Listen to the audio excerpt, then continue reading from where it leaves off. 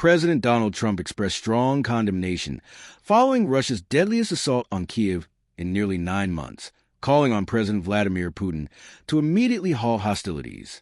The strikes come amid intense diplomatic pressure on Ukraine to enter ceasefire talks, with the current administration pushing for a resolution to the long-running conflict.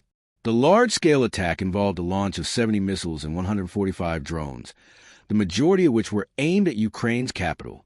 Ukrainian officials described the offensive as a deliberate escalation designed to influence international policy, particularly that of the United States, and shift the balance of power during sensitive negotiations. This is not the right time for strikes like this, President Trump said in a post on Truth Social.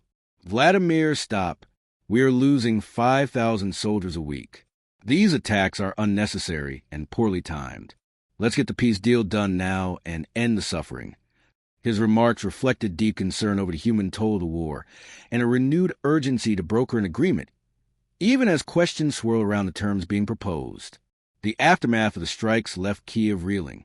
Ukraine's emergency services reported at least 12 fatalities and more than 90 injuries. The bombardment damaged homes, power lines, roads, and critical infrastructure across 13 different locations in the capital.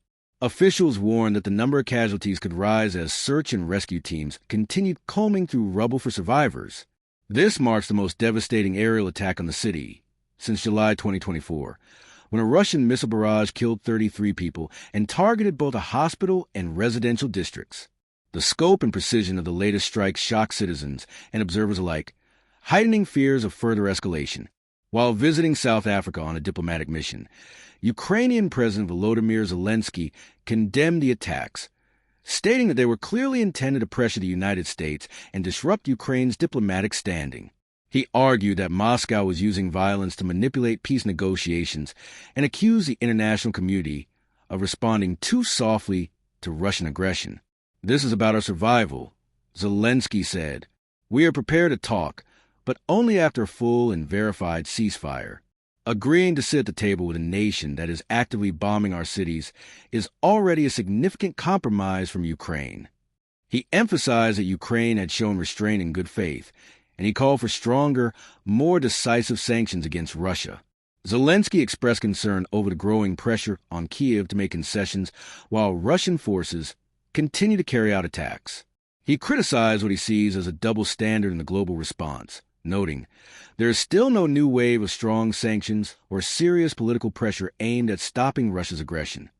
Russia's defense ministry confirmed the attacks, claiming they had successfully hit key industrial targets in Ukraine. The Kremlin stated that long-range precision weapons, including air, sea, and land-based systems, were used to strike military and industrial sites, such as those involved in missile production, aviation, and weapons development. Moscow labeled the operation a success, insisting that all intended targets were neutralized. In Kyiv, local and national emergency services launched a full-scale search and rescue operation. With many buildings severely damaged or destroyed, residents described scenes of chaos and fear as emergency sirens blared and families sheltered in underground bunkers. The city also faced widespread power outages and disruptions to transportation. In response to the attack, President Zelensky announced that he would be cutting short his trip to South Africa and returning to Ukraine to coordinate the emergency response and consult with military and international partners. He stressed that the world must see these attacks for what they are, an effort to weaken Ukraine's resistance at a crucial moment. Ukraine will immediately reach out to allies to strengthen our air defense systems, he said. We need urgent support to prevent more tragedies like this from happening again. French President Emmanuel Macron joined other international leaders in condemning Russia's actions. Speaking during a visit to Madagascar, Macron said, Putin says he wants peace, but he continues to bomb cities and kill innocent civilians. The world must not be fooled by this double talk. He added, there is one aggressor, Russia, and one nation defending itself, Ukraine. The responsibility lies with President Putin. As the conflict grinds on, world leaders face the delicate task of pursuing peace while ensuring justice and accountability for continued acts of violence.